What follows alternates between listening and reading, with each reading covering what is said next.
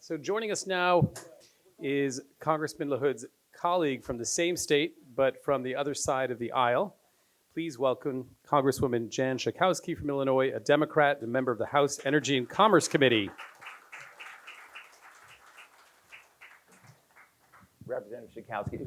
So I can't hide it. Jan and I have been friends for like, 30 years. So nice to see you this morning.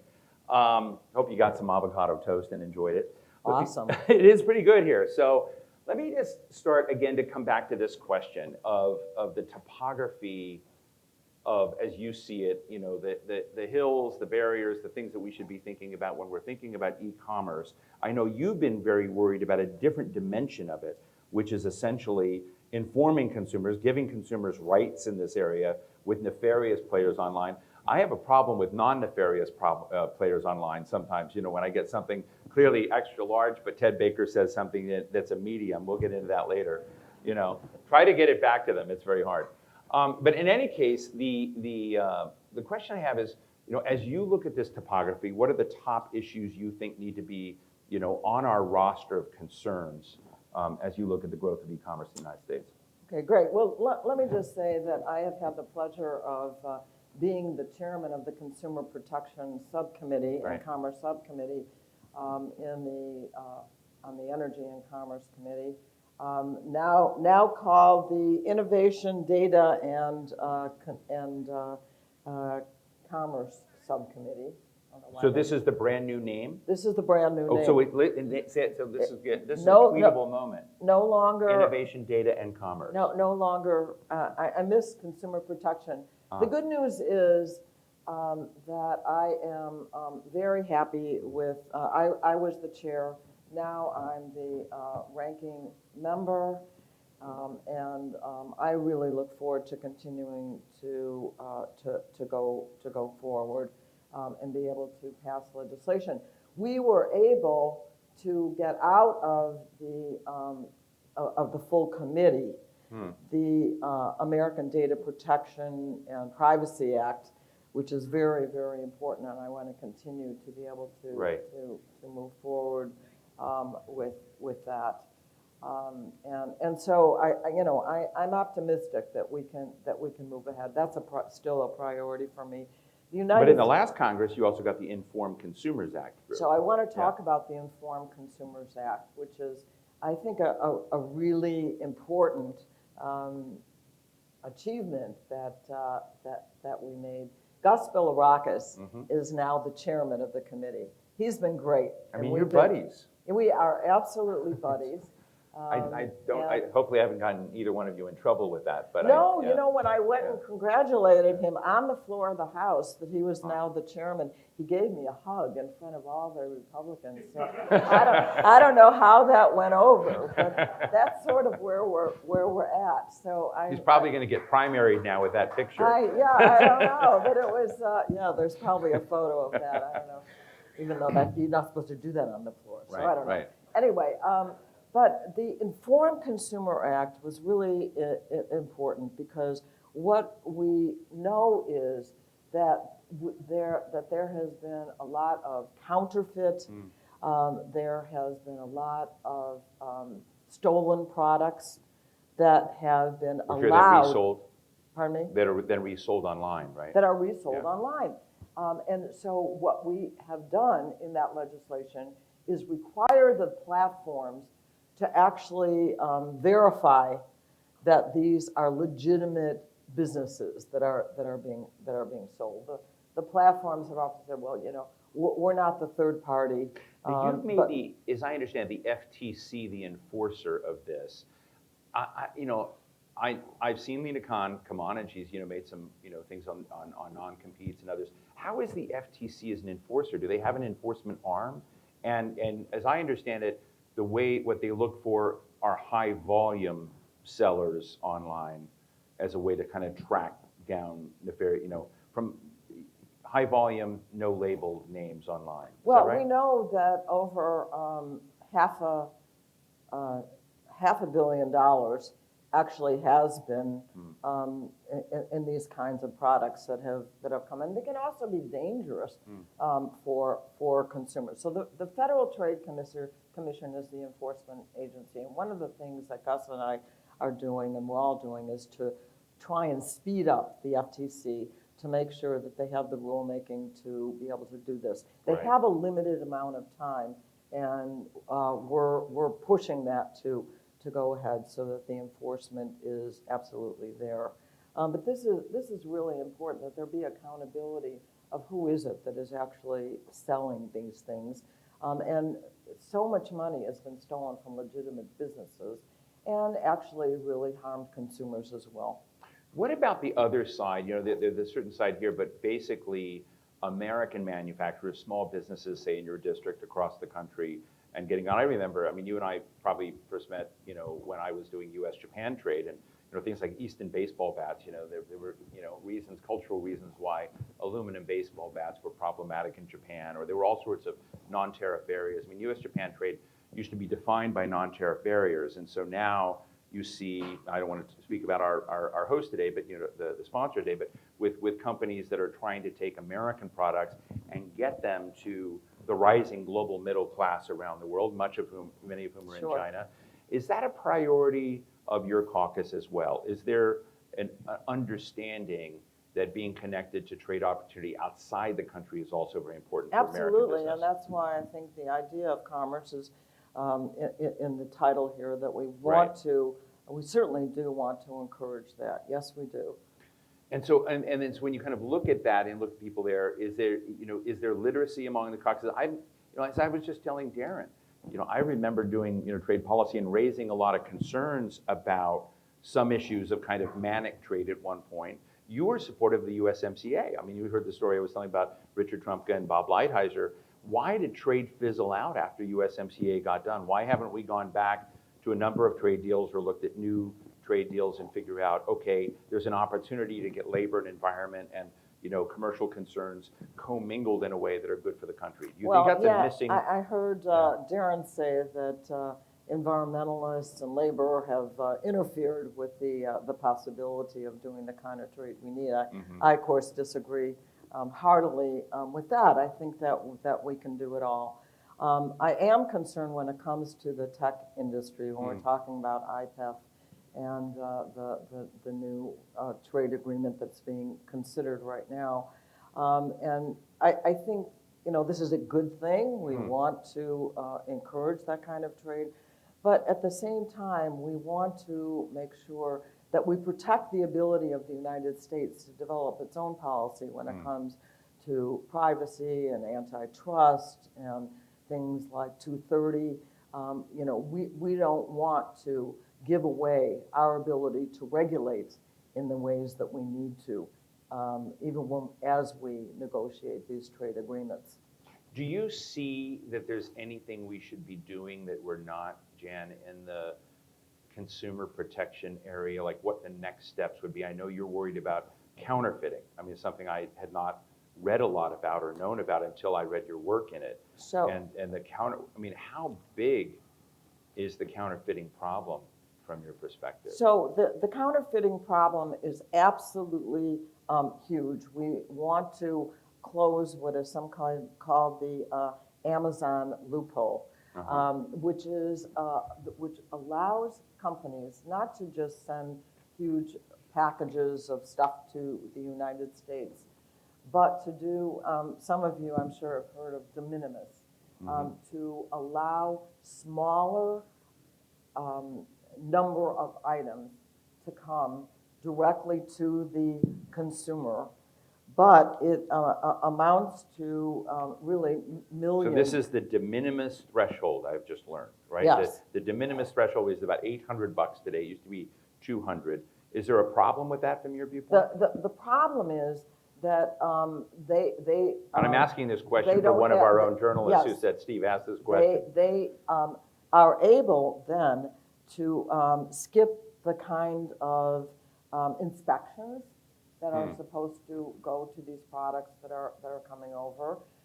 They also, you know, in terms of the kinds of money that they're supposed to pay to deliver their products. So this is definitely about 2 million packages per day come in these smaller segments and get away with not having to abide by the same rules if you sell in bulk to the United States.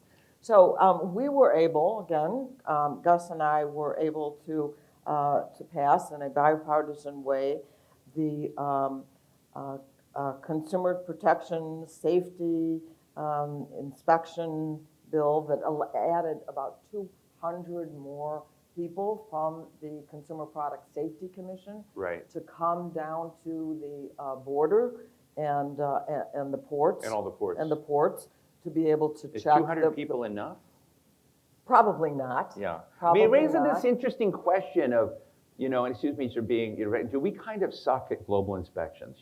I remember years ago, Heather Bresch, with Joe Manchin's daughter, was CEO of Mylan. Mylan became famous for other reasons later, but one of the things that she was trying to do at the time with Mylan, they had a lot of products coming in from India, from around the world, but the inspection standards for drugs produced overseas were far less than drugs produced in West Virginia. And the industry didn't want to change things because it was going to mean more fees, and the FDA didn't want to do things because they didn't want to add more inspectors.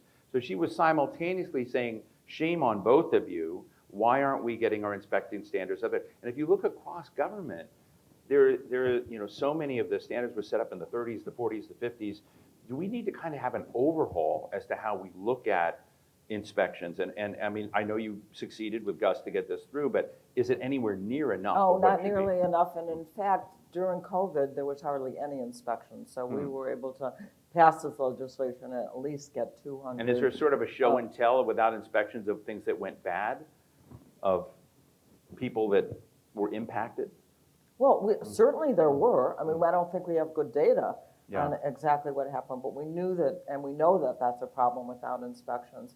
So we know that Earl Blumenauer has a bill that would go further because, it's not just protecting consumers and businesses from these bad products that are coming over, but we want them to pay the required duties and taxes and fees to the federal government. So this is really important. So that his bill did not pass yet. There's a number of pieces of legislation that would really do much more protection at the border at the products that are being imported. And I think this is a really, really important area that we have to look at. Is it unusual, Jan, that you and Gus have such a good relationship in Congress, and that, I mean, I hate to call him pro-regulation, but in a way he is. How hard is it for Gus to get Republican support for his sort of agenda? Okay, so when we did the privacy bill, we had every single Republican that voted for it to pass it out. It was almost totally unanimous, Republicans and Democrats. We have been able to pass a lot of things that protect children from dangerous products together. This is not really a partisan bill. Protecting kids from things that are going to endanger their lives or actually do take their lives. We passed a couple of really important bills that protect kids from these inclined sleepers, from dressers that fall over on them. The parents that come in and talk about this are Republicans and Democrats. And when it comes to, most consumers, the polling tells us, do not feel confident doing business online. They feel like their data is being used in other ways, that they, become the product for the big tech companies. And so I think there's a lot of consensus here across the lines. Let me ask you about something else. The president or the White House has indicated it may end the national emergency on COVID in May. And I'm interested, are there side effects of that decision that you worry about? One of the side effects I worry about is, and we've already seen some of the big tech companies announce that they're going to really raise the cost of the vaccines I think any of the therapies that are going to be available will be expensive now. And, this is going to be a real problem. This is definitely going to be a real problem. Now, just in terms of, just protecting people, we're still seeing deaths and incidents of COVID coming up. Right. But I really worry that the opportunity for ordinary people to even get vaccines is going to really And doesn't go it down. remove, one of our writers is saying it also removes the rationale for the suspension of student loan payments. So a lot of these suspensions that are out there, that basically you're going to have other dimensions where the economy is going to get back together, student loan payments can be back online, so people are going to get hit again, in other words. Yeah, I mean, I am all in favor. Look, the United States of America is one of the only countries in the world that has this high charge for advanced education. Right. And, I think it's anti-competitive, frankly, for us to do that. It keeps so many students unable to get the education they need to perform in this 21st century and the advancements in technology. So I think, I'm for actually reducing or eliminating the fee for college students. And before I take a quick question from the audience, are you on any committees with George Santos? I think he's on all the committees, isn't he? Whatever it is, he's there. Has it become just a crazy joke among colleagues, or has it become like, oh, please don't mention him again? Well, from their point of view, probably don't mention them again. But what I really prefer some of the focus when it comes to the news. It's bad enough to have George Santos. And by the way, I'm Jew. I used to say I'm Jewish. I don't say that anymore. I'm just plain a Jew. George Santos is Jewish. So, yeah. I think I want to hear more about the plans to cut Social Security and Medicare. I think these are really the substantive issues. If there's a debt ceiling standoff and Kevin McCarthy's on the side of not cutting those things, but some of his colleagues are, do you see the Democrats and Kevin McCarthy able to do a deal eventually that on debt ceiling that would keep the country from going over a cliff? I certainly hope so. If they decide to do something about Social Security and Medicare, it's kind of like make my day. Because there is no one in this country that really supports that kind of measure, nor is there support for a major tax on purchasing in the United States as an alternative to our tax system. So I don't know. I just think that we need to just pay our bills. We're one of the only countries in the world that has this idea that you have to vote to raise to pay the bills, to pay the bills. Any other questions yet, or comments, questions? You may not. Did you? Okay. Sid is probably thrilled that there's not one, because I know I got a note. I couldn't see what the note said, Sid. So let me just finally ask you again. This is a big issue, and it was part of Darren Hood's comment. We have $750 billion of trade with China. There's been the CHIPS Act. Part of the response about American competitiveness is invest in science, invest in partnerships, get back and looking at some of the mistakes that we had made in the past. How do you deal, and how do you think your caucus deals with China and the China trade issue in a constructive way? Because there's a lot of talk about binary choices, decoupling versus manic trade, if you will. And is there a way to get the kind of China equation right from your perspective? Well, right now, so there's a special committee dealing with China. Right. It's China, and all the danger that there is. So it'll be hard, I think, to really develop anything other than a pretty negative relationship committee work when it comes to China. So I don't know how what the outcome is actually going to be. It would be, I think, better if we could figure out a way that we could be more, maintain certainly our competitiveness and end any kind of the shenanigans of China. But I think that to just dismiss it altogether, I think is bad. And finally, Jan, the French and German finance ministers come into town next week. They're going to come say the IRA is protectionist, fix it. What's your response? I think one of the best things that we have ever done was to pass the Inflation Adjustment Act, and has really helped not only consumers, but the large investment now that we have in climate through the Inflation Adjustment Act has been one of the triumphs, I think, of the Biden administration.